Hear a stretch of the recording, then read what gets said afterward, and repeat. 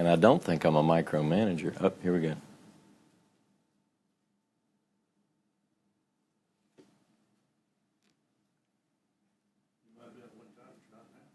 Yeah, that's right. Okay. Shabbat Shalom and welcome to United Israel World Union. This is our Sabbath morning Torah study. We're working through the Bible's book of Genesis according to the ancient triennial cycle readings. Before I get into the class today, I would ask you to keep in your prayers two people that are on my heart this morning. One is my good friend Red Tyler. He had a trip to the emergency room earlier in the week, and so just continue to lift him up. And then my good friend Mark Lloyd is also in need of some prayer this morning. Many of you know Mark. He and I have been friends since before we were gray. I have pictures to prove it. So praying for Mark this morning. In fact, after the class today, Dave and I are going to go visit with him.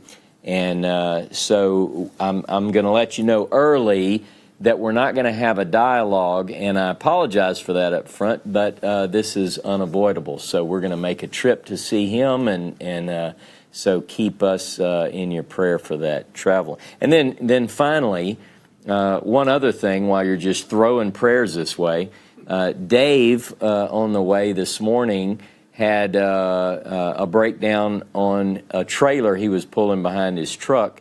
And I went and got him, and one of our good friends here went with him, and they are looking at the ox in the ditch right now. So at any rate, keep those things in your prayers, please.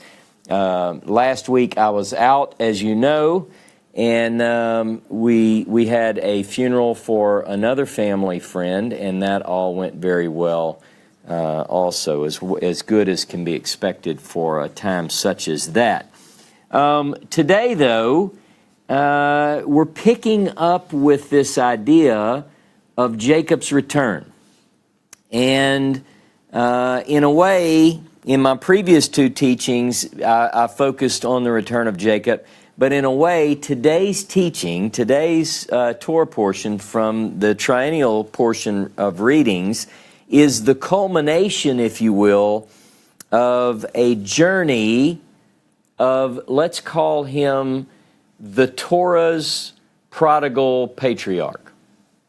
The Torah's prodigal patriarch. Now, by prodigal, sometimes people define that as someone who wastes their money or something of that nature, but it doesn't necessarily have to imply that. I mean by prodigal, one who is returned after an absence. So we have this story of Jacob who's been away for quite a while, and he comes back. You'll remember that Abraham did a lot of journeys. Isaac never left the land. But Jacob does indeed leave the land, and he's gone for an extended period of time. So this last couple of classes, he's been making his way back from Padan Aram. And he is coming up on his arrival back in the land. And so I want to use today's class to focus on that entry back in, if you will. And so I want to give a little bit of an introduction and tell you some of the thoughts that are on my mind. Over the past few days, as I studied this particular portion, I was led in a way that I really didn't expect. And so I'll tell you up front, one of the things that really caught my attention is this idea that sometimes, some of you, some of us, let's make it less personal, some of us make excuses for our biblical heroes, men and women. We sometimes will look at the behaviors of people within the biblical narrative, and even if we think, I would never do that, we excuse their behavior. We do that for a lot of reasons. I mean, we may say, well, you know, it was part of God's plan or whatever, but sometimes I think we look at these with, what's the expression, rose-colored glasses, and we tend to excuse it. And I personally am at a place in my biblical quest and my biblical studies that I really don't want to do that. I really want to look at these stories and be quite honest about my feelings and my emotions and what it is that the text speaks to me. Because I think otherwise what we end up doing is not really grappling with the text. I want you to literally roll up your sleeves and get into the story and be honest. Look at these stories and say, oh, I don't know, I don't see how you could do that, or because the biblical narrative is written in such a way, I believe, that it wants to invite us in. And a lot of times we prevent ourselves from going into the story by our own preconceived notions. Okay, so we'll talk about that a little bit. So Jacob has been away from the land of promise for about 2 decades. And now he's coming back. In his departure, he dreamt of messengers. Some translations say angels. I won't argue the point. In some ways, I don't have to make these non-angelic beings. I mean, they appear in a dream. They're ascending and descending on a ladder which reaches the heavens.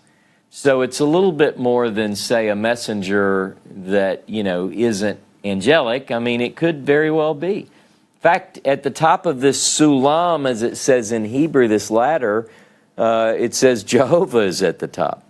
So this is more than just your average messenger types. But when he departs the land, he encounters these messengers, these malachim.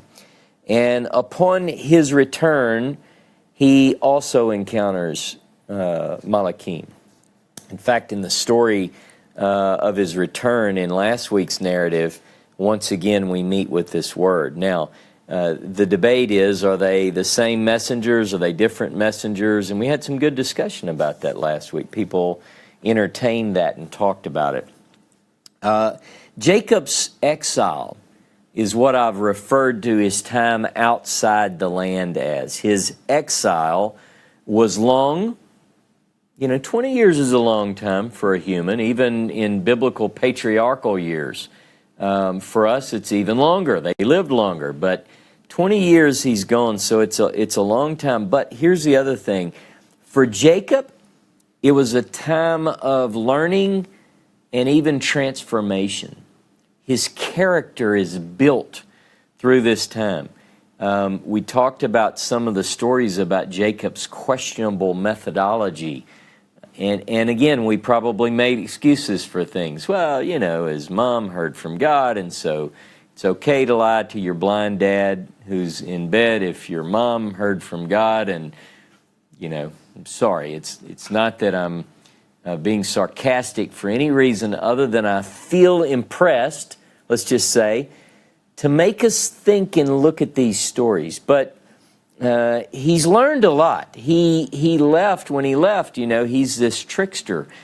And he meets with the master of all tricksters.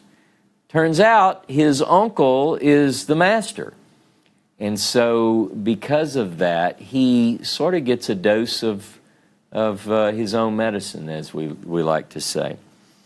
Now, last week I touched, or the week before, my last class, I touched on Hosea. And I want to begin there. I want to begin in that 12th chapter of Hosea. I'll give you a little bit of verbal commentary first. But I want to touch on that again for a very important reason. Because one of the things that we see is that in Hosea chapter 12, we have this interesting prophecy.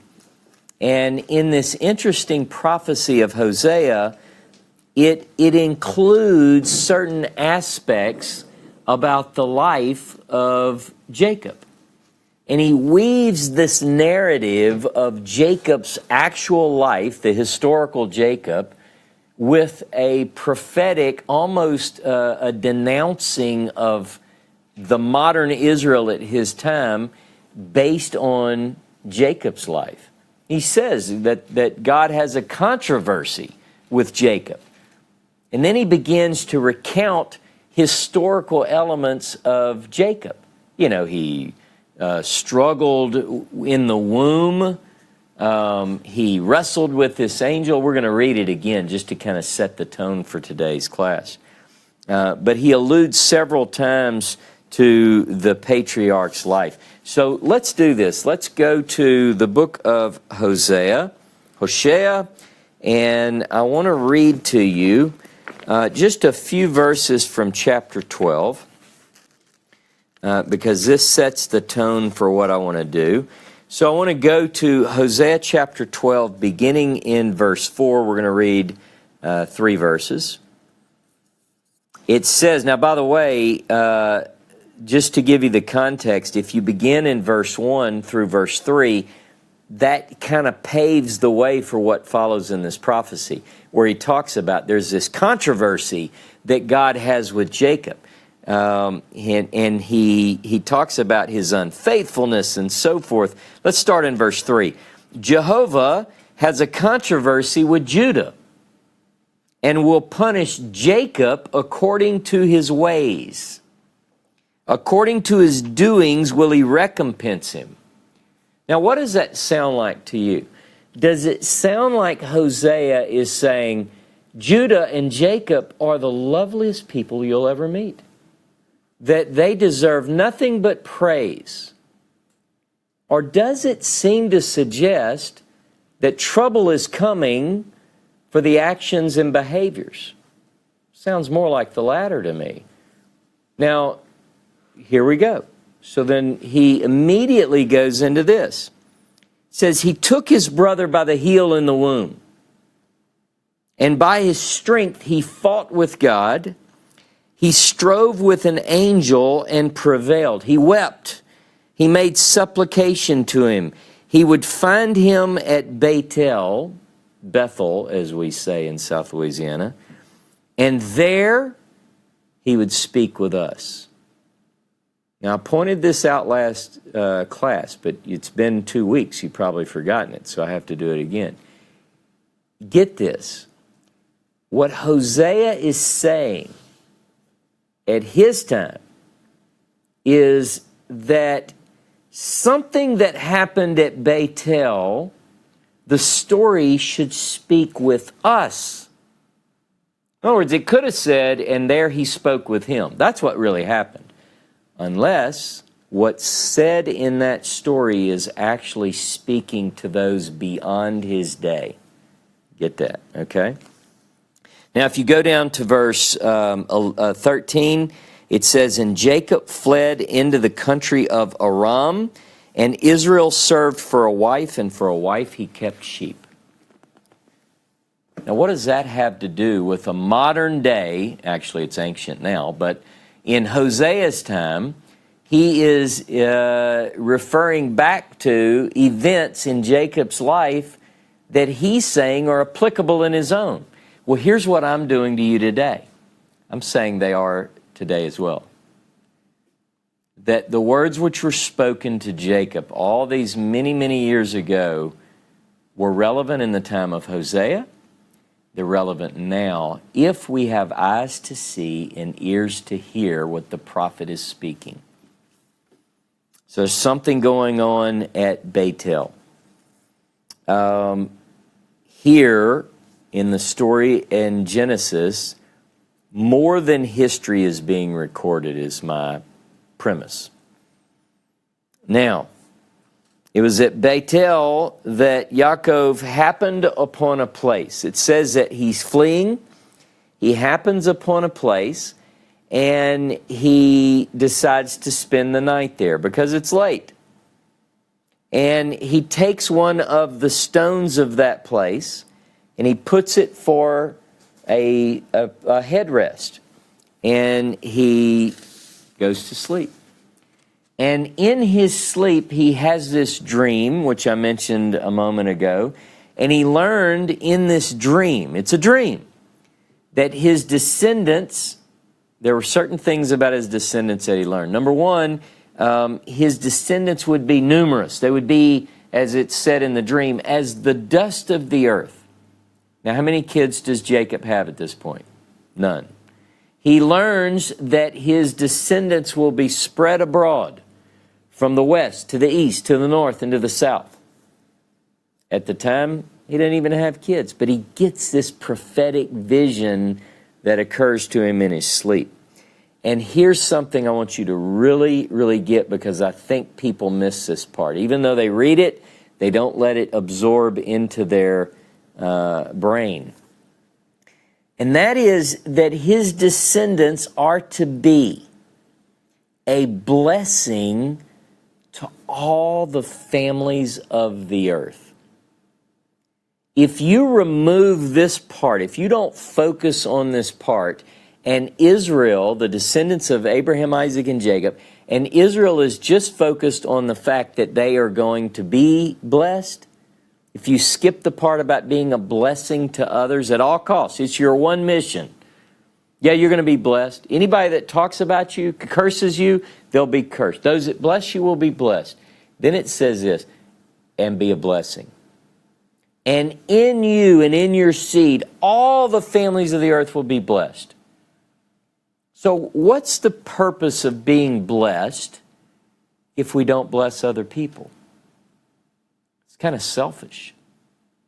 If we just think, oh, I am so blessed. Look at my life. Look at everything is perfect in my life. My children are beautiful. Look at Seth. If we go through those things and then we don't look at the people around us. And in other words, get this point, because the story today, I think, really draws this out and presents us with a moral dilemma. Did Jacob's children behave properly? And furthermore, are Jacob's descendants today behaving properly? Uh-oh. Or do we make excuses? Do we sugarcoat? Do we whitewash? If Israel does it, they're correct and they're right and they're holy and they're blameless?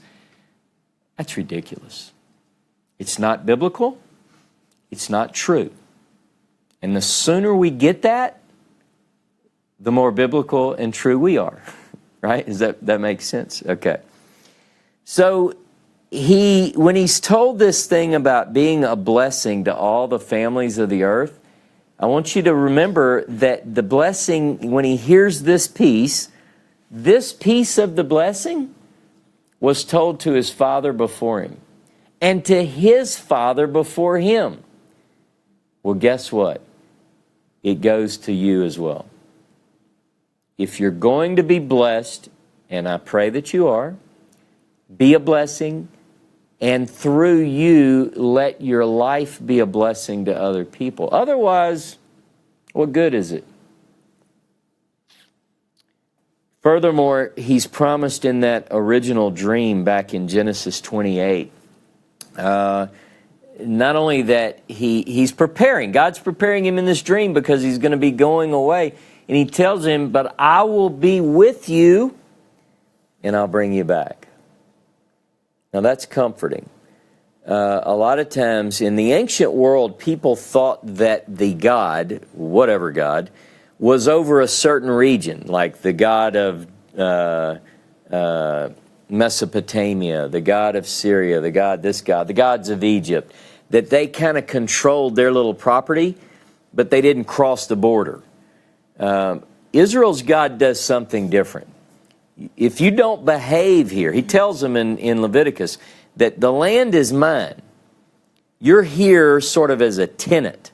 Guess what happens if you don't behave? You're out. And guess how you get back in? You start behaving again. But here's the beautiful story within the story. What God says is, I'm going to exile you, but I'll be with you. Ezekiel the prophet makes this comment at one place. I think it's Ezekiel chapter 11, where he says that I will be for them a little sanctuary in all the countries into which they go. So the beautiful thing about Israel's God, the God of Abraham, Isaac, and Jacob, is that he says, if you don't behave, you have to go, but I'll go with you. I'll take care of you. I'll bring you back. Now, there is that whole hiding of the face thing, but it's a different lesson. What I want you to think about now is the fact that God has promised to be with and to bring back.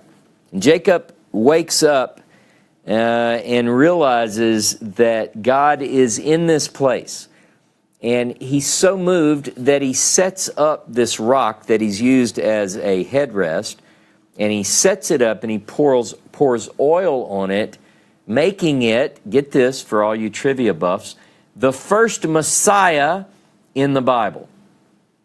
Because Messiah means to anoint. To anoint means to rub or pour or smear oil on an object, a person, or something of that nature. So he, in a way, it's a pointing towards this messianic identity, this idea of an anointed, something special. He calls this place, because of that, something very, very much. He just had this dream and God speaks to him. So what does he call it? The house of God. He's encountered God here. He said, this is the gate of heaven. And so he names this place Beit, and he makes a vow. Now listen to his vow. This is where I really want to go this morning. Go with me to Genesis 28, because I want to read. We're going to see if Jacob sticks with his vow or not. You know, it's important, by the way, when people make a vow. I believe that words are very important. If I tell you, John, if I say I'm going to do this and I don't do it, that's a problem.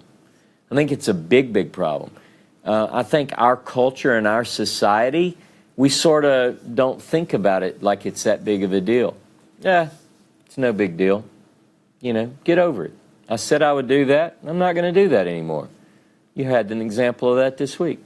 So it's one of those things where if you tell somebody you're going to do, so a vow, the book of Bamidbar, the book of Numbers covers vow. I mean, look, you got to do this.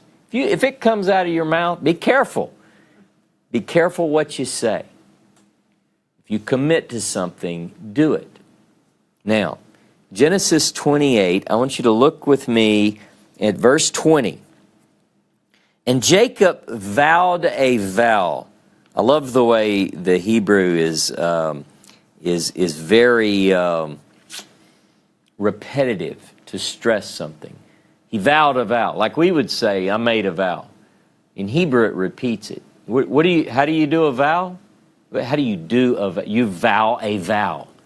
It says he vowed a vow, saying, if God, Elohim he uses, if Elohim will be with me and will keep me or guard me in the way that I go and will give me bread to eat. He kind of stacks up the requirements. He's making a deal with God. And clothing to wear, so that I come back to my father's house in peace. Then Jehovah will be my God. And this stone, which I've set for a pillar, shall be God's house. And of all that you shall give me, I will surely give the 10th to you. And then Jacob lifts up his feet and he moves forward. So think about the power in these words. He says, look, if God will take care of me and give me clothing and food and bring me back and guard me on the way, bring me back in peace. He says specifically, bring me back in peace, then you'll be my God. And I'll serve you. And I'll call this place the house of God. In other words, you do your side. Look, Jacob knew how to manipulate. He's even trying to manipulate God. If you do these things, I'll be your servant. And like God would say, well, thank you very much. Thank you. I appreciate that. But he does have this bold courage. This is what I love about Jacob. He's got this courageous, hey. All right, so here's what I thought about. He specifically gives God a list. Now, what I want to show you today, God fulfilled his side. In fact, that language we're going to read in a few minutes, it says specifically that God brought him back in peace. Has Jacob lacked any clothing? Does he have a bunch of sheep now, a bunch of women, a bunch of kids? Oh, he's been taken care of. He's got more women than anybody needs, right? I mean, it's a fact. You read the story, he's got 4 women, he's got all these children. Now, it's interesting that today's reading ends at Beit-el, the very place where he uttered these words. You depart, you return. A friend of mine who studies the Hebrew Bible, he taught me Hebrew, Yokanani, you know him, Johnny Powell. He says that if you summarize the Bible, like it's a big book, especially mine, it's real fat. If you summarize the Bible, it's the story of depart and return. And I thought about that. I thought, I don't know if I would summarize it that way, but think about it. You're in the garden, there's a departure, the goal then is to get back. Children of Israel are in the land, they depart, goal is to get back. It's the story of return. How many times in the Bible does the charge go forth? Return unto me, and I'll return unto you. Zechariah 1:3, Malachi 1:3, Zechariah 3:7. This idea, it's up to you though. If you return, he'll return. So I like the idea. So he comes back to the same place from which he left. When he departed, he was a solitary man. He had basically nothing. He leaves he leaves in flight. He's being pursued by his brother, who wants to kill him, by the way, because he's just, I don't know, he took his birthright and his blessing and a few other little details. But that's okay. Because it was part of the plan. Right? I know what you're thinking. When he returns, though, it says specifically, he comes back and he says in his prayer when he comes back, we covered all this. I just have to give you the introduction. He says this, he says, I left one man and I've come back as 2 camps. And I told you, I think that's a prophetic picture because Jacob left and the return is going to be signified by this indication. Now, as Hosea said in the passage we just read, Jacob has been a fighter from the womb. He's been fighting since the very womb. And he doesn't stop his whole life, basically. He has striven with man and with God and prevailed. Now he finds himself back at Bethel. And when it says that he wanted to come back in peace, or when he requests that he be brought back in peace, that was a condition for him accepting Jehovah as his God, right? Remember when he was coming back, what was he fearful of? He was afraid that his brother was going to kill him. So the odds are stacked against a peaceful return. I mean, the one thing he knows is that when he left, his brother was breathing threats to kill him. When he comes back, he sends the messengers and says, go check, and they go and they run and check, and they said, hey, Jacob, your brother's coming, and he's got 400 men with him. So this whole thing about coming back in safety, Jacob has to rely that God's truly going to do what he said he was going to do. And does he? Yeah. Esau runs up to him and kisses him on the neck. He's happy to see him. Jacob tries to give him, a blessing, and look, I've given you all this. And he said, I got plenty, keep it. And Jacob forced him to take it. But I want you to see, he came back. Everything that was in that vow concerning Jacob was fulfilled on God's part. So it is with Israel, Jacob's descendants. God is fulfilling and has fulfilled his promises to Israel. Now it's Israel's turn to examine itself, himself, herself, and see, are we living our life according to the part that we said? So look at Genesis 38. In Genesis 38:18,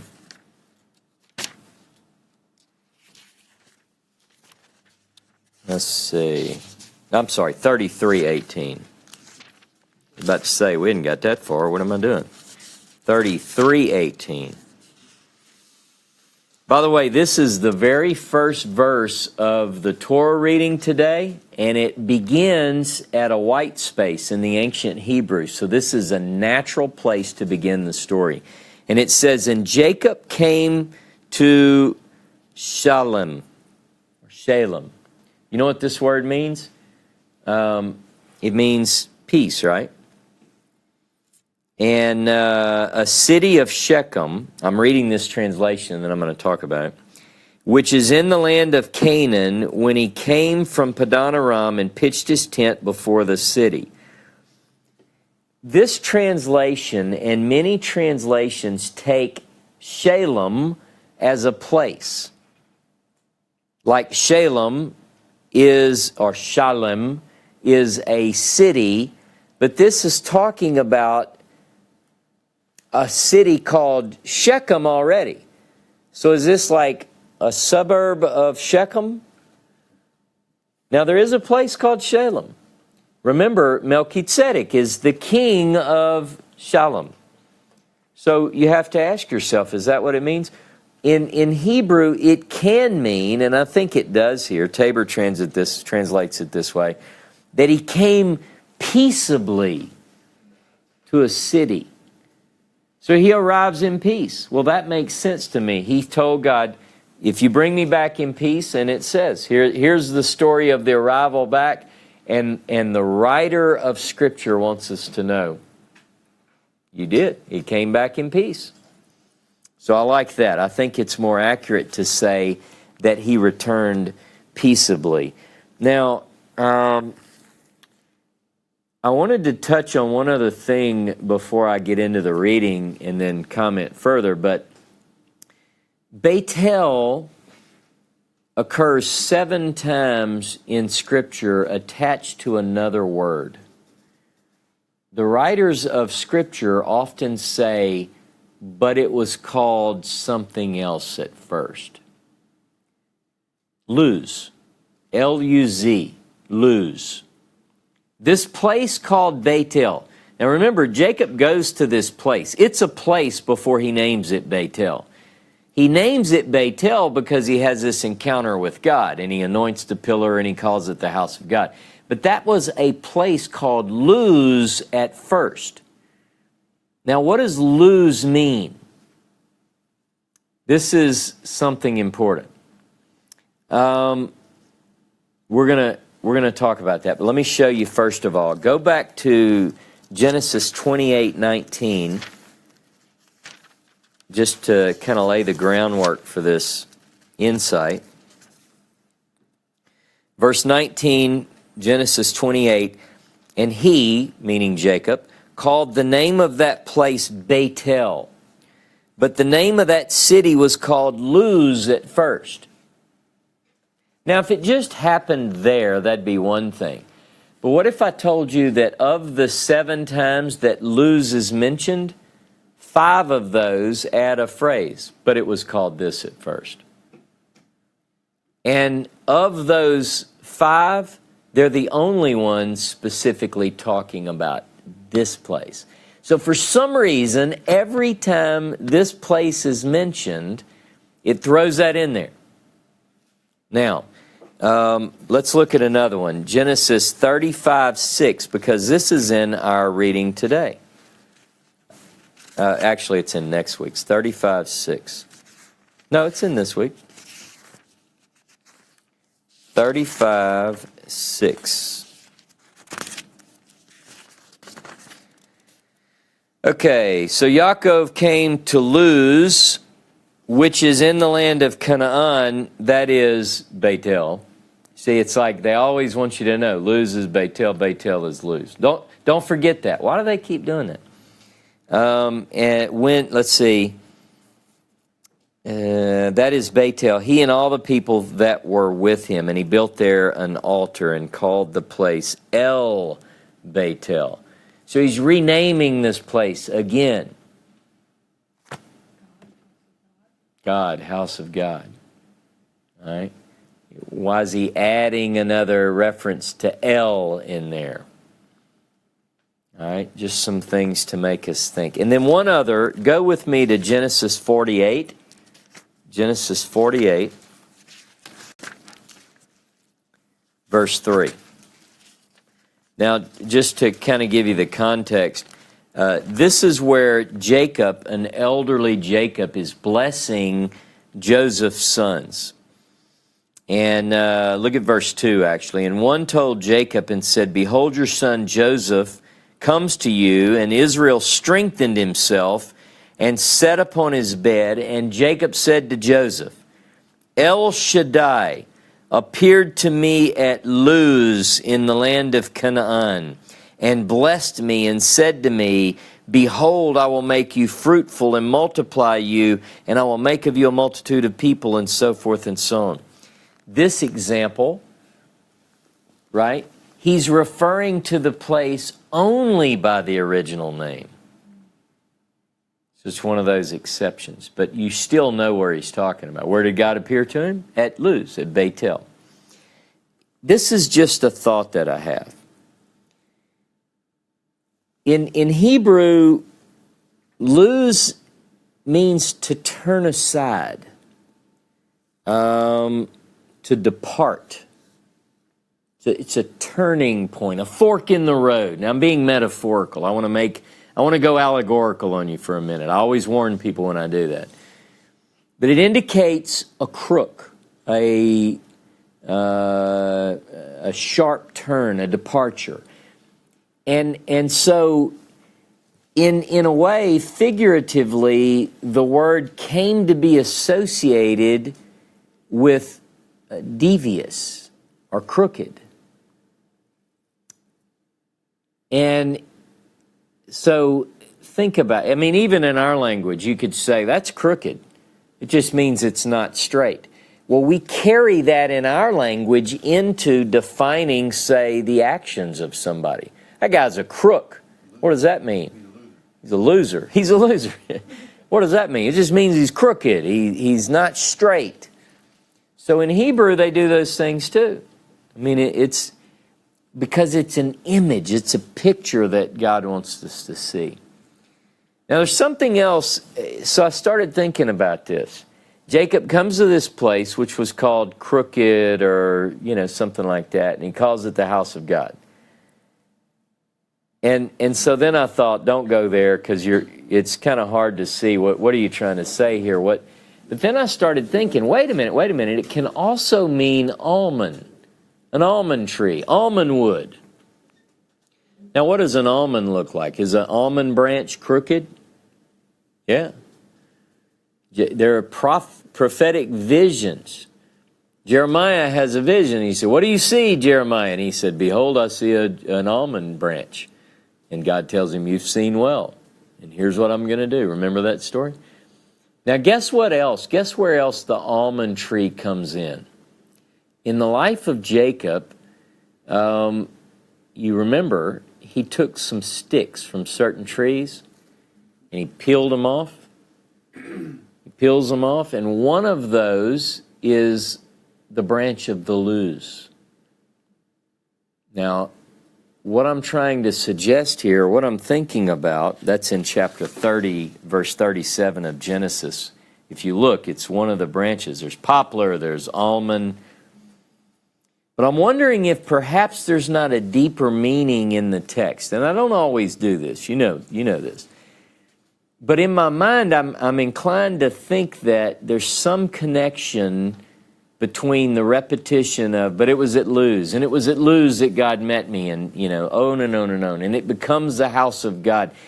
Something happens at Beitel, which was formerly called Luz, and in Jacob's own life, something happened when he peeled away off of this branch.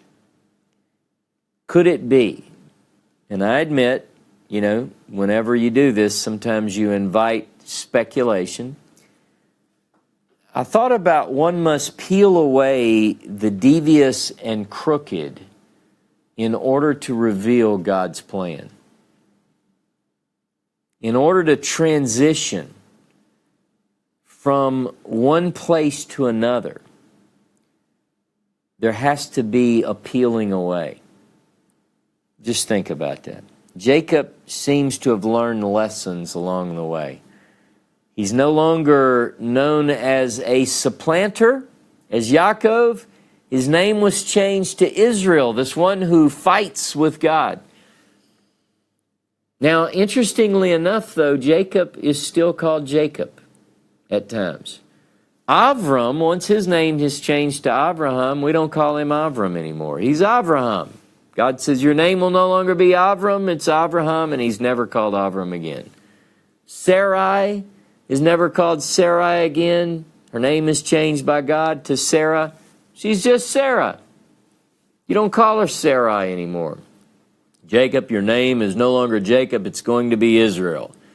And then throughout the text, it might be Jacob, it might be Israel, it might be Israel, it might be Jacob. But it indicates to me, somewhat of a struggle within Jacob. He at times is the supplanter, at times he's this other character. Jacob is a mixed bag. And so are his descendants. It's a constant struggle. It's a fight. He's been fighting since the womb.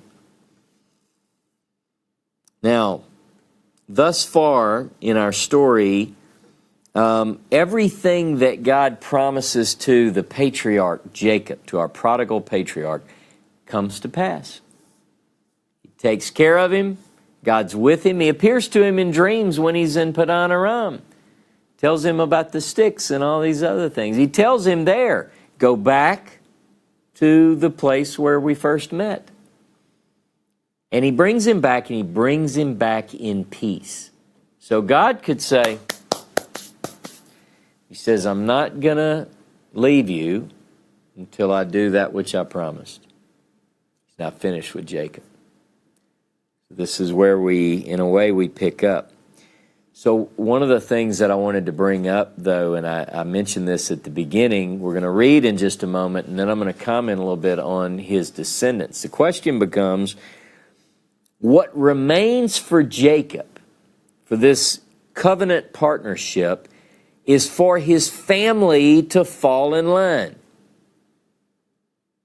Now, when I say family, I mean literally the wives, the women, the children of Jacob, but I also mean the broader family of Jacob needs to fall in line. Because I think what we read about in the stories of Jacob's family in Scripture, in the historical books, also point to their behaviors and so forth of the descendants. For instance, there's idols in the camp. They still have idols in the camp. Still hadn't gotten rid of those. They have to go. Now, in the story of Jacob, he does, in fact, tell them, and we're going to read that in just a moment. Take those idols, get rid of them. Why? Why is he getting rid of the idols? Now, think about this. Here's the other thing. Remember when Rachel hid the idols and it said Jacob didn't know about it? And he told, Laban, you go find those. Anybody you find them with, they're going to die. And you know the story. Laban couldn't find the idols, and so we assume, I guess, that maybe Jacob doesn't know to this point that they have idols. Let me tell you something. At some point between then and today, whether he knew all along, I don't know. But at some point, he becomes aware, because today, all of a sudden, Jacob's like, y'all got to get rid of those idols, because we're going to the house of God. And here's what I say. Y'all need to get rid of them idols. Me too. I mean, we need to examine our life. Do we have things that are idolatrous in our life? Because I'm sure that we probably do. We may not really know about them, or we kind of know about them, or we, like I used to always joke, and some of you are in different places, so this is not me preaching at you about diet, but when I first decided years ago not to eat pork anymore, it took me a long time to look up pepperoni and verify for absolute sure that it was pork. because I didn't want to look that deep. Or whatever. That's my point. You want to make sure any idols that we have, and I'm not associating your diet with idols, but as a principle, what can we do to live our life more biblically, right? So it's easier to say descendants behave than it is to actually do it.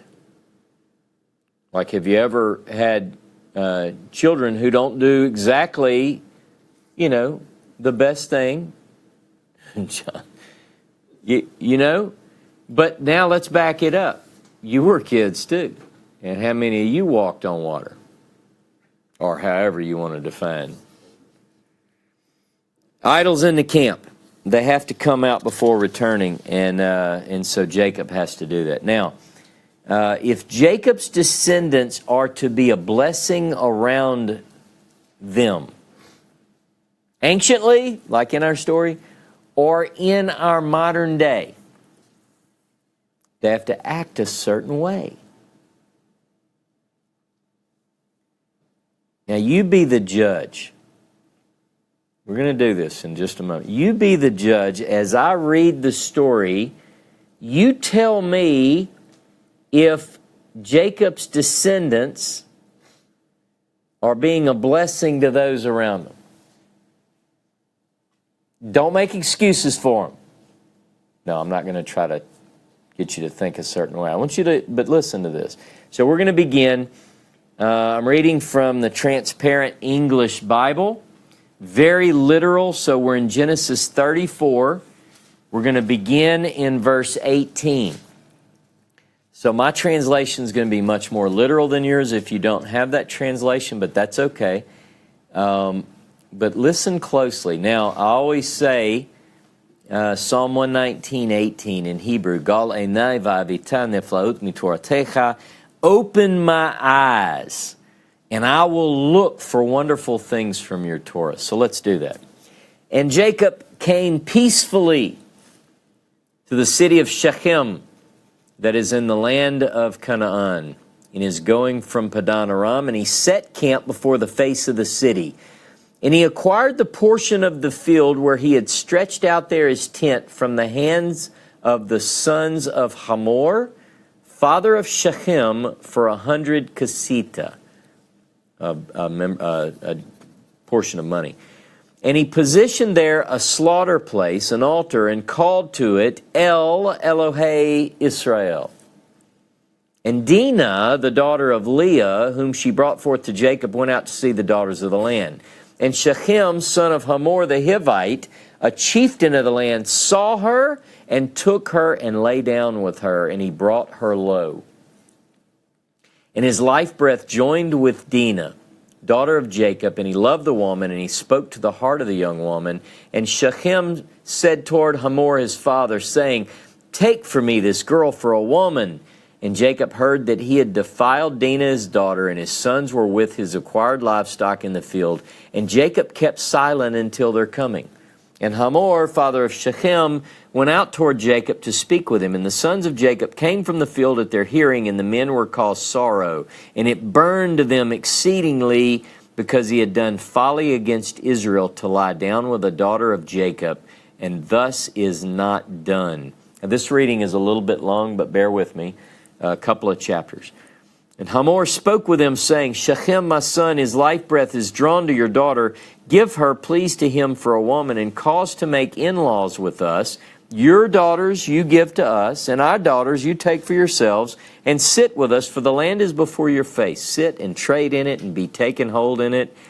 Shechem said toward his father, her father, and toward her brothers, Let me find favor in your eyes, and what you say toward me I will give. Cause it to be abundant on me exceedingly, purchase price and gift, and I will give as you say toward me, and give to me the young woman for a woman. So he's really bargaining.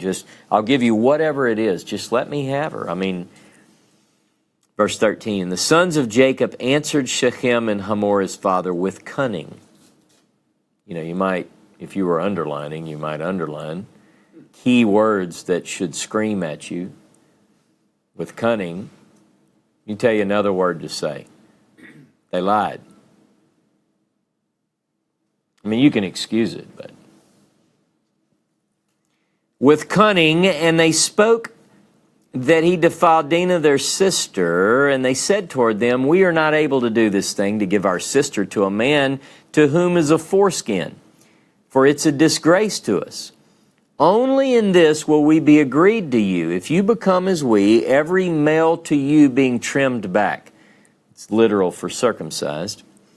And we will give our daughters to you, and your daughters take for yourselves, for ourselves, and we'll sit with you and become one people. And if you will not hearken toward us to be trimmed back, we will take our daughter and we will walk. And their spoken things were good in the eyes of Hamor and in the eyes of Shechem, the son of Hamor. And the lad did not delay to do the thing, for he had delight in the daughter of Jacob. And he was weighty from all the household of his father. And Hamor came, and Shechem his son, toward the gate of their city, and they spoke toward the men of their city, saying, these men, they are complete, they are whole with us. Let them sit in the land and trade in it. And the land, look, it's a width of 2 hands before their face. Their daughters let us take to ourselves for women and give our daughters to them. I'll explain some of this in a moment. Only in this will the men be agreed to sit with us, to become one people, that every man of us be trimmed back as they are trimmed back. Will not their acquired livestock, their acquisition, and their animals be to us? Only let it be agreed to them, and they will sit with us. And they hearkened toward Hamor, and toward Shechem his son, and all the ones going out the gate of the city.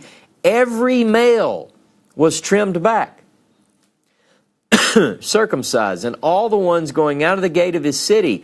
And it was on the 3rd day, in their being pained, when they're really hurting, right? They took 2 of the sons of Jacob, Simeon and Levi, brothers of Dinah, a man his sword, and they came upon the trusting city.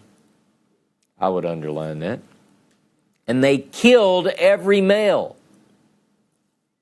And Hamor and Shechem his son, they slew with the mouth of the sword, and they took Dinah out of the house of Shechem, and they went out.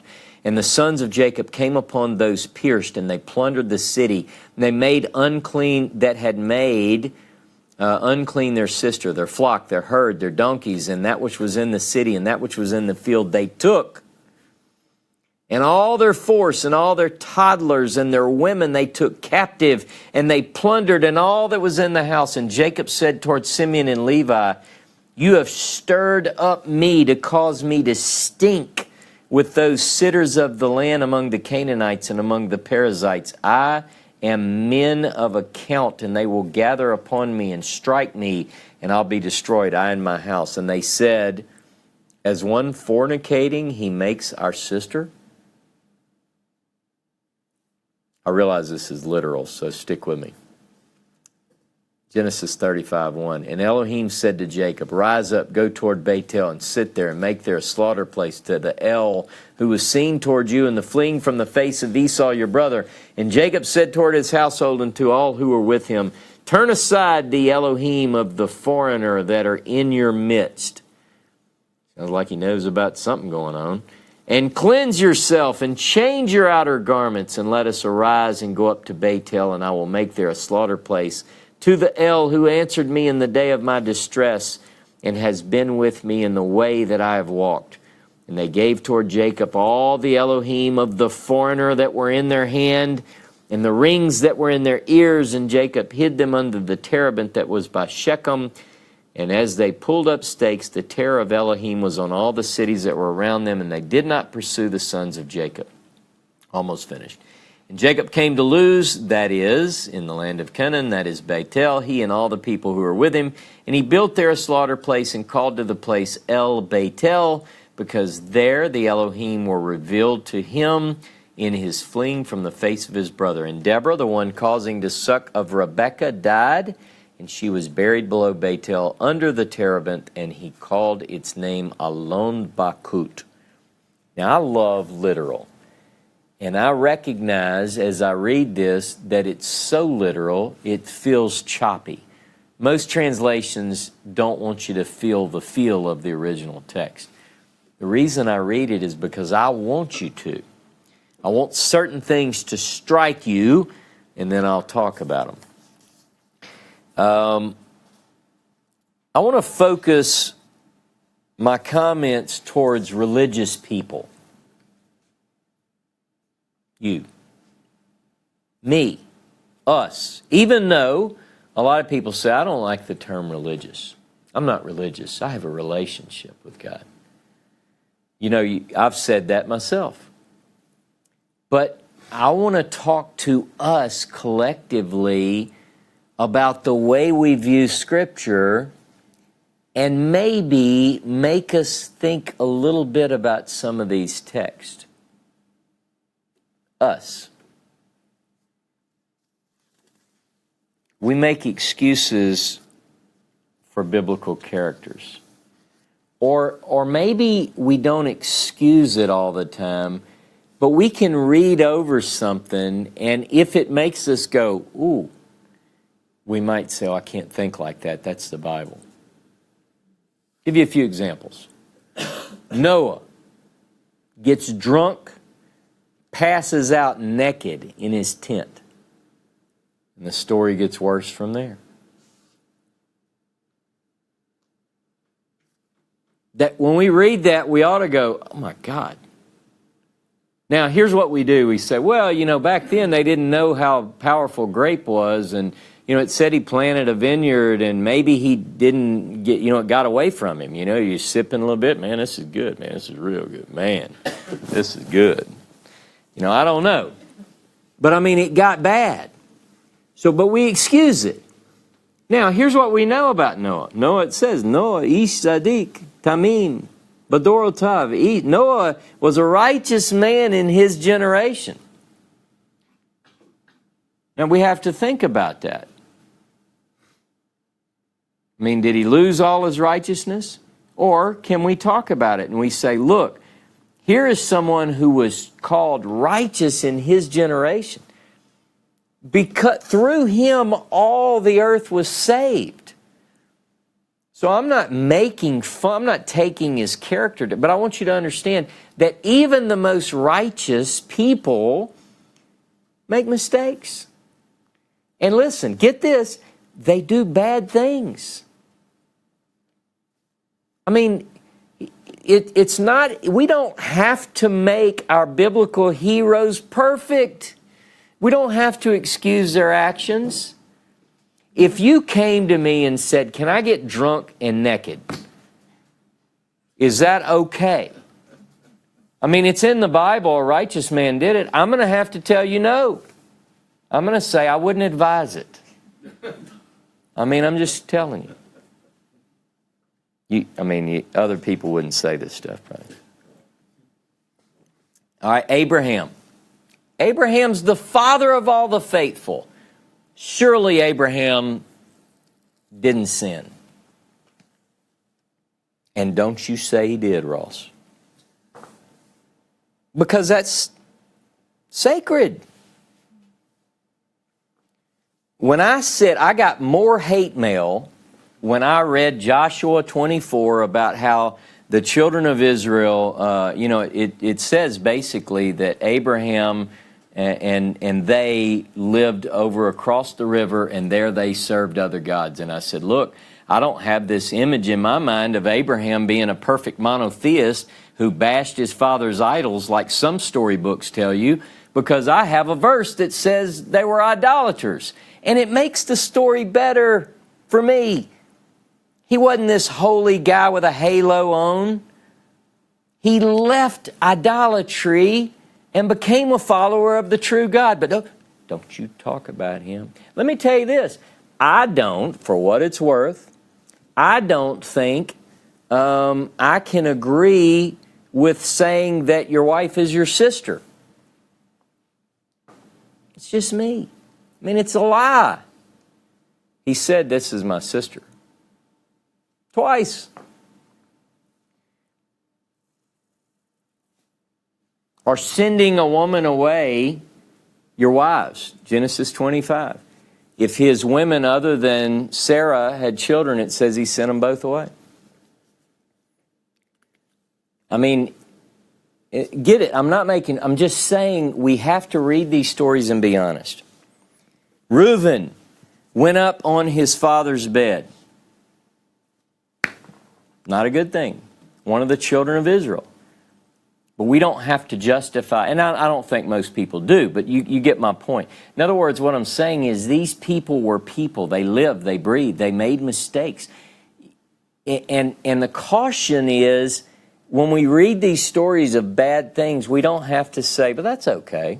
Because here's what happens with religious nuts. They begin to say, it's okay to do that because it's in Scripture.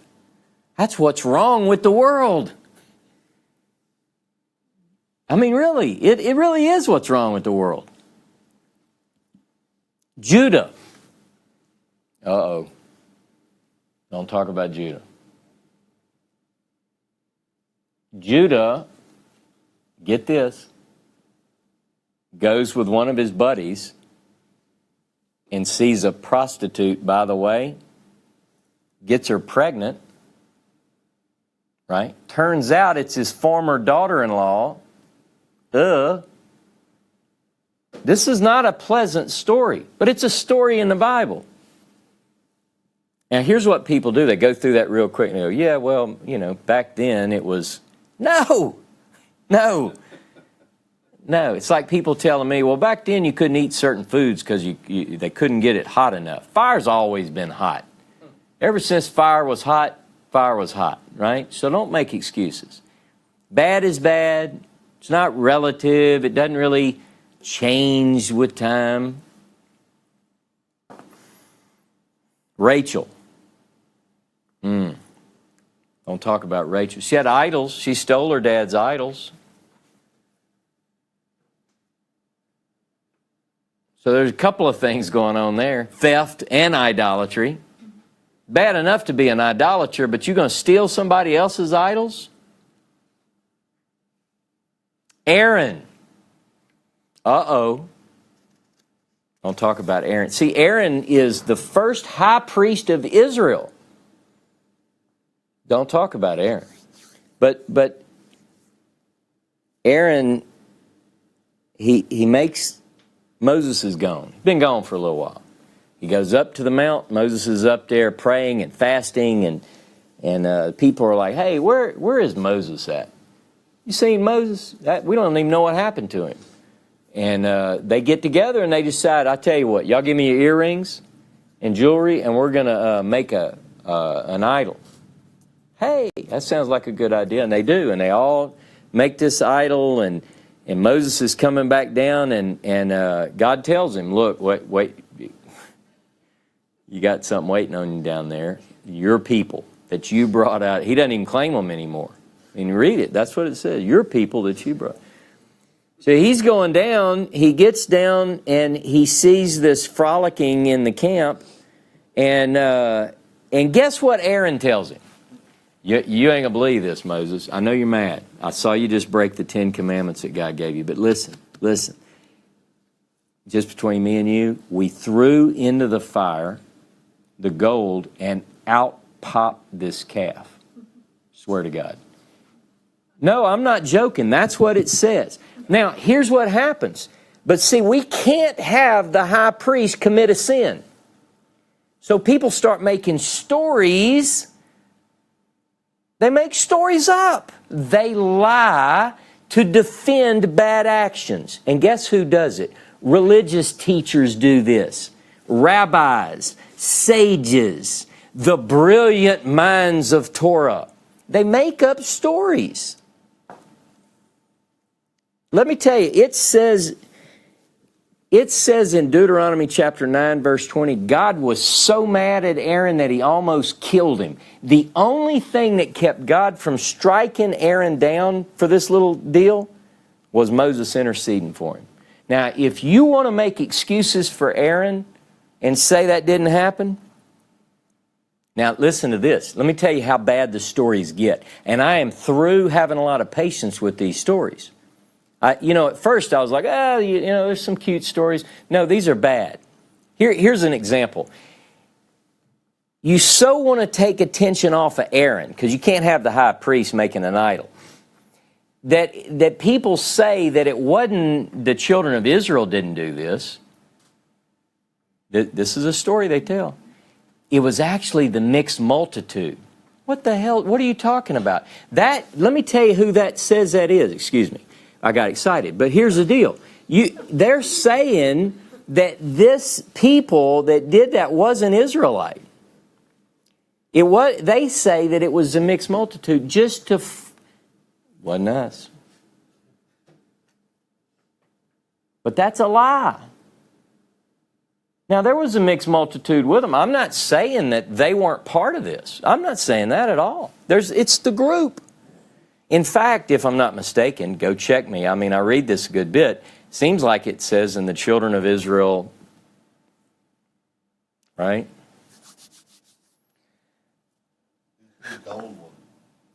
Yeah, that's right. Okay. There's a man after God's own heart. Look, I didn't set out to talk about this, but this has really been hitting me for the last few days. David is a man after God's own heart, the sweet psalmist of Israel. I love David. I sing the song, David Melech Israel. I mean, I love the stories of David. But David was on his roof one day. His soldiers were in battle. This is a warrior. But he had stayed back. And he sees a beautiful woman. Let me add something. A beautiful woman, not his, bathing on the roof of another home. He sends and brings her to his place, gets her pregnant. She belongs to another man. Well, you can't have that word get out on the street. So he calls the husband back from the battle lines. And he wants it to be a cover-up. He wants the husband to go sleep with his woman. So then, okay, she's pregnant. Well, yeah, she did. He did come back from the battle. But he doesn't go home. He sleeps out. You know, he's like, no, I'm not going to go. Hey, don't you want to go home? And I saw your wife earlier. No. He said, I can't do that. My brothers are out in the battle. I would never do that. He's probably wondering, what am I doing? Why am I here? You know the story. Ultimately, David, to cover up his crime, has his general, one of the leaders of his military, send Uriah to the front lines where he's killed.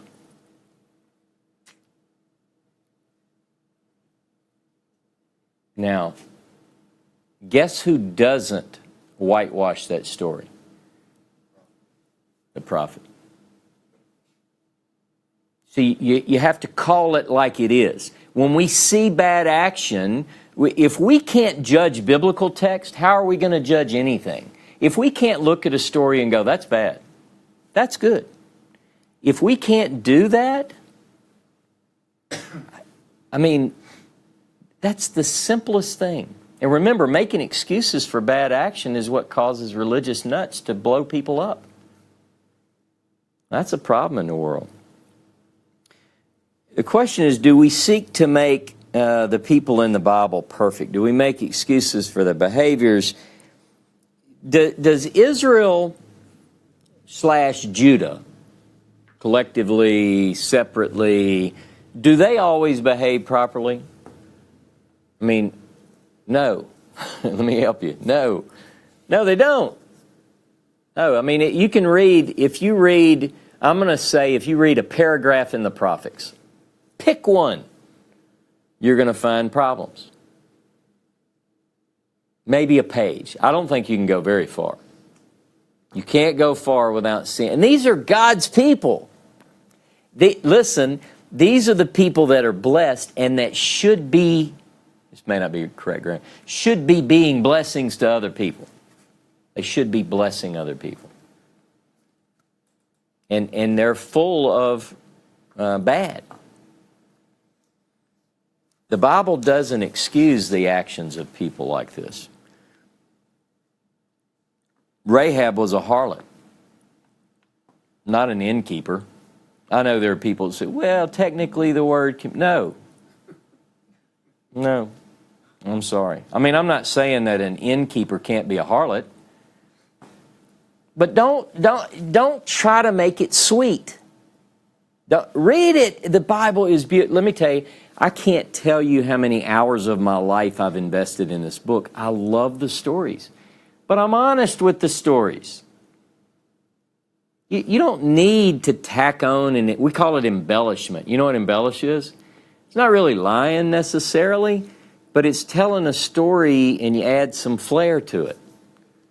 I actually like to do that. But not when it comes to the Bible. I like the story to be the story because the writers do this for you. They tell you what it's supposed to tell you. But it's not as powerful. I think I feel like I'm getting us ready to read some really tough things. Because if I can get you today to start thinking, well, I'm not going to excuse that. So when you read it, it's got more force. Because if you read something, you go, oh, that's bad, but it's okay because you don't get the impact. And I think it's stunting our spiritual growth. I really do. I think that's where we're at. Here's the point, though. All these people that had problems and that did bad things, that God worked with and through them. And they're not perfect. You know why God worked with imperfect people? Get this. Because it's all He's got.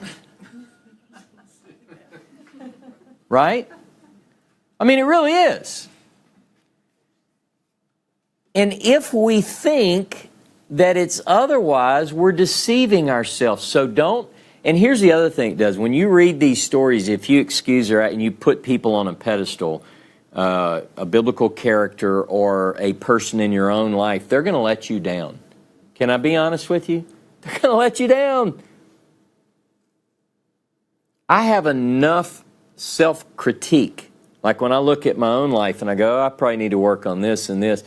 I'm sure not going to make excuses for other people. It helps us, keeps us grounded, keeps us focused. Here's God has always worked through imperfect people because it's all He has. But here's the other thing that I think about. Whenever anyone seeks to make a prophet, priest, Messiah, anybody, this one that never, ever had any problems whenever that's going on, that ought to be whoa, wait a minute. Wait a minute. Does that really make sense? So be careful with that. That's one of the main points. Most of the biblical political and religious leaders, I hesitate to say all, but I'm close. Like if here's most, here's all, I'm right here. Most of the biblical, religious, and political leaders of the Bible were bad. They were bad. I mean, if you think about it, they had flaws in their characters, and some of them were just downright evil. They had one thing in common. They were the people of Jehovah. One thing in common. They're called to be good and to be a blessing, to be blessed and to be a blessing. That's the thing they had in common. Now, whether they chose that or not, but see, the Bible's honest with whether they did or not. It's us who go in and try to make excuses and change the text or whatever. Now, one other thing while I'm kind of on a soapbox. There are people today, and you might know some of them. They might be on YouTube or iTunes or who knows. You might go to their synagogue, or you might have seen them in a synagogue, or who knows, that say things like, oh, I'm a descendant of David. I mean, that's pretty impressive. I mean, if you could claim descent from the King David, here's what it's supposed to do. Like if you tell me I'm a descendant of King David, I should go, what? Wow, that is so cool. You know what I do now? Because I've heard that. So was Achaz. You know who Achaz was? Yeah. So was Rehoboam. These are bad kings. So was Solomon. That doesn't mean, you don't impress. I'm not being ugly. I'm not mad. I feel good today. I just want you to get the point. So I'm being illustrative in my speech. Not like fired up at anybody in particular. I'm just saying. You being descended from David means less than a molehill to Jehovah. If your actions aren't in line with what he told David to do. This whole, I'm somebody because I'm somebody. No, you ain't. How about this? A descendant of Aaron. You ever heard anybody? A lot of teachers love this one. A lot of Bible teachers. Why? Because I think they get tithes then. But anyway.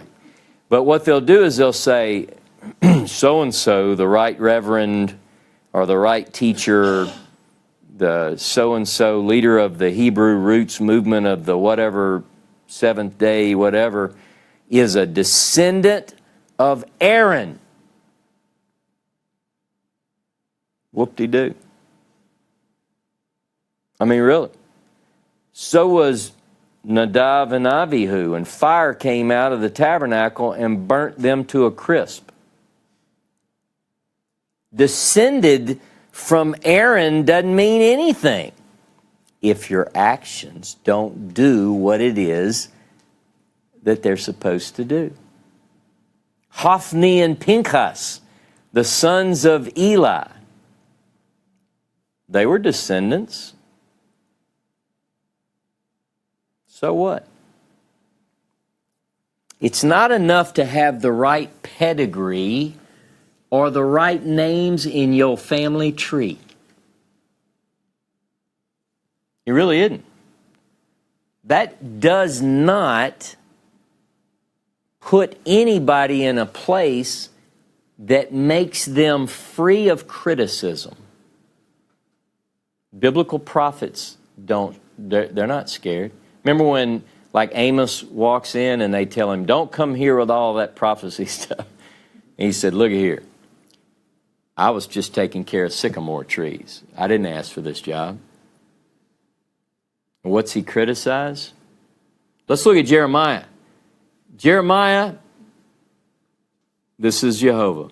Go stand in the gate of the temple and proclaim there this word. And Jeremiah would go, you got to be kidding me. Here we go again. I mean, Jeremiah will later say, I didn't have any friends. You can picture him like, because of you, I sat alone. He did. He said that. You call him the weeping prophet. He's as mad as he is crying. He says, I wish I could just go away and have a hotel in the wilderness for wayfaring men. Just get away from this people. But it was a fire shut up in his bones. You think he enjoyed being thrown in a dungeon for having a word that spoke against the religious establishment of his day? You know what the easiest thing to do right now on the internet is be that parrot, that wimpy teacher who says, well, this is what all the people say before me. This is what this means because this was in some commentary by so-and-so. That's easy. That's what's been going on for generations. Excusing bad behavior, making up stories that aren't biblical. What we need is a fresh dose of, no, I don't agree with that. I think it's called a spine. I really do. And I'm not a doctor, but I think it's somehow connected to a brain, isn't it? Somehow we ought to be able to stand up and think, and make logical assessments and not excuse the behavior of teachers, ancient or modern, or Doesn't mean don't be gracious and forgiving. That's not at all what I'm saying. Because as I pointed out, some of the greatest men and women in the Bible, some of the people that are called righteous, they make mistakes. They commit crimes. They do bad things. So we should be there for them. I'm not suggesting that. But don't excuse it, is what. Like Nathan. Nathan said, hey, I have a story for you. Here's the story. A certain man had a bunch of sheep. Another guy only had one sheep. And the guy with a lot of sheep saw the man with one sheep, and he liked the sheep that the one sheep guy had, and he took that sheep. What do you think about that? And David said, you ought to kill that guy. That's what you ought to do. Nathan said, well, interesting you should say that, because you're that guy. You're the one that stole the sheep. Did he defend David? No.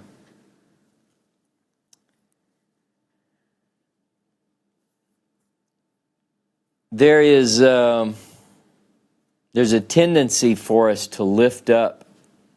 The Catholic Church does it with their priest. They really do. Like if a priest says something, and if the Pope says something, now here's why I started with I'm talking to our religious people. And because I got in trouble for this, for saying this before, so I'm not scared. Because it's true. People in our group look at people in that group and say, look at the way y'all do those priests. You give them all that special treatment. They have that cute little suit with the special tie, and you give them all the attention and kind of bow down to whatever they say. And now in the Hebrew movement, in the Torah movement, is anybody treated kind of like that? Yeah. Yeah. I mean, I've been to conferences before where they have special parking for the guy, whoever the guy is, whatever rabbi is. Like, don't let the old ladies park here, or old men, as the case may be, or someone who might have difficulty walking. We're going to put this place for our Come on, really? Now, all right. Jehovah demands more from his people than just the genetic makeup that he gave them to start. He gave them that. You can't get rid of that. You are what you are. What he's asking for is something that comes from each of us. Our dedication, our commitment, our holiness, our righteousness, our good behavior, our ability to stand up for what's right. That's what we bring to the table. You can't, you heard a leopard can't change its spots. You really can't. I told somebody the other day, I don't know, if I trace my lineage back, I might be a descendant of a Hittite or a Perizzite or a Girgashite. I don't know. But God's plan is open to all, if you have a heart right. Look at Isaiah 56. He says that from the nations, he's going to take that person who's not part of the people of Israel, and if they've grabbed hold of the covenant, and give them a place better than sons and daughters. Really? Well, that's something to think about. So what does that tell you? The important thing is grabbing hold of the covenant. He wants his people to grab hold of it, but he wants all people to grab, because ultimately it says that the knowledge of God will cover the earth as the waters cover the sea. The goal is that everybody gets into this. All right. Character flaws. Do we read anything in the story of Simeon and Levi that should make us give pause? They felt like, Simeon and Levi felt like they had to do what they did because, as it says in chapter 34, verse 31, they treated our sister like a prostitute. Now, by the way, I would encourage you to do a little bit of study on that. I don't have time to go into it today. The question, a lot of study Bibles will call this the rape of Dinah. The rape of Dinah. But if you look at the language, that can be challenged. Don't read too much into my comment. My point is, what does that title do? It automatically says, well, they deserved everything they got. Well, they got a lot. And then you have to ask yourself, what does the Torah say if, God forbid, rape does happen? Because there are debates. A lot of scholars get into these questions and they say, this is a rape culture and, in the Bible and so forth and so on. Let me tell you something that I read in this story, whether it's rape or consensual or whatever. It doesn't matter, because in the eyes of the biblical writer, you know what it says? This ought not be done. So that ought to tell you right there, it's not condoned, whatever happened. But it's the reaction to it that I wanted to focus on for just a minute. Because we sometimes have a tendency to say they deserved everything they got. So they lied to the men of Shechem in verse 13. They didn't come in the heat of the moment and say, we heard what you did to our sister, and beat him up. I mean, I could almost see that, if Levi and Simeon said, did you hear that? Dad, we're going to go take care of this boy in town, and beat him to a pulp. I mean, I'm not condoning violence. I'm just saying, I can understand if that's what the story said. That's not what happens. They go and they say, hey, how's it going? Levi, yeah, I'm Simeon, yeah, how's it going? Good to be here in your neighborhood. Here's the deal. We heard y'all want to take our women and we want to give you ours and, and that whole deal. But in order to do that, you see, we have this special rule and, it's kind of uncomfortable to talk about, but you have to be circumcised. And so if you do this, if everybody in your town does this, we'll be happy to, okay, thanks, see you later. We'll come back in a few days. And they do come back in a few days. Now, the men of the town get together. Now, this is what's bizarre. They get together and they have a talk and they say, hey, they said if we do this, you don't think somebody in there would have said, nah, I'm going to stick with a local girl or something. But they all say, hey, sounds good. Let's do it. We're all going to do it. And it says they all do it. 3 days in, when they're sore, here comes Simeon and Levi, sword in hand. Now remember, this isn't the heat of the moment thing, because a lot of people like to excuse them that way. Well, if they did that to my sister, I'd do it. No, they've already been there, lied to them, been gone 3 days, and now they're coming back. And they left their sister with him, by the way, all this time. Oh, we don't want to... Yeah, I never thought about that. So 3 days later, sister's still there. God knows what's happening. And they come with swords. It says they slew who? Every male. How to teach them. They won't do that again because there's no men left. But they didn't stop there. They stole the sheep and the oxen and the donkeys. But that didn't stop there. They captured and despoiled all their wealth, all their infants, and their women and everything. This is one of those stories that ought to make your stomach churn. It's that bad, in my opinion. You know who else felt that way about it? Jacob. See, meanwhile, while people are excusing their actions, Jacob didn't. Jacob says in verse 30, Genesis 34:30, look at this with me. Jacob said, Genesis 34:30, and Jacob said to Shimon and Levi, you have brought trouble on me to make me odious, like you make me stink among the inhabitants of the land, among the Canaanites and the Perizzites. And I, being few in number, they'll gather themselves together against me and slay me, and I shall be destroyed, I and my house. And look what and then here's their response, verse 31. They said, should he deal with our sister as with a harlot? Like this. What do you think, Dad? You think we should just let it go? You almost want to read the next verse and say, no, but I don't think you should have done this. My God, man, look at what you've done.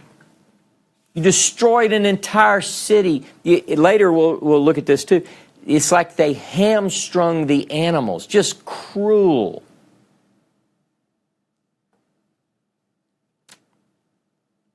Anyway, look at Genesis 49. In Genesis 49, wow, I've gone long today. Genesis 49, verse 5. Look at verse 5. Shimon and Levi are brothers. Now, by the way, just to give you the setting, this is Jacob on his deathbed. It says he tells his sons, gather yourselves together and I'll tell you what will befall you in the latter days. So this is like prophetic. Listen to what he says. Shimon and Levi are brothers. Instruments of cruelty are their swords. Let my soul not come into their council.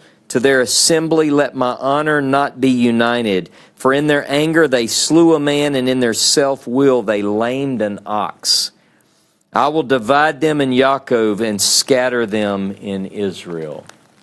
You know what happened to Simeon and Levi? They were scattered.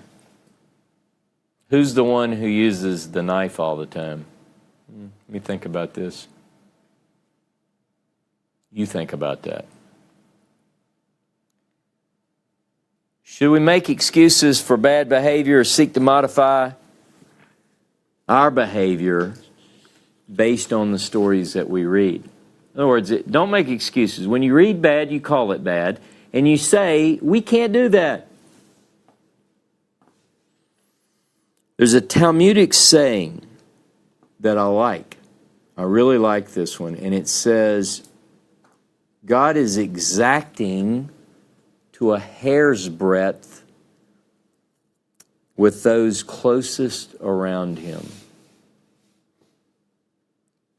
In other words, if you claim to be of God or for God, you better behave accordingly, because otherwise you're going to get direct retribution. I mean, think Hophni and Pinchas. Nadav and Abihu. It's not like we're seeing people get struck down, in that sense, maybe that literally, but I would be very careful because of that idea. I'll close with this. Our reading today begins and ends at an altar. And in a place, I would say, where communion with God is known to have taken place. I would encourage us today, as we think about these things, to find a place where we can too draw near to God and perhaps commune with Him, because I think that's what we need to do. We need to examine ourselves. We need to not make excuses for our own behaviors, and in a way, look for ways to bless those around us. It doesn't mean that we should excuse the actions of the character who took Dinah either. I'm not suggesting that at all. I'm not suggesting turn the other cheek. I'm not good at that myself. But I am saying we should look very, very hard at the way that we respond in situations and make sure that we're representing the one that we claim to represent. Shabbat Shalom. Now I'm going to close And as I mentioned at the beginning, I did go a little bit long, but I mentioned that we can't do the dialogue this afternoon, or I can't. But we'll see you next week. Shabbat Shalom, Shavua Tov. Have a great week.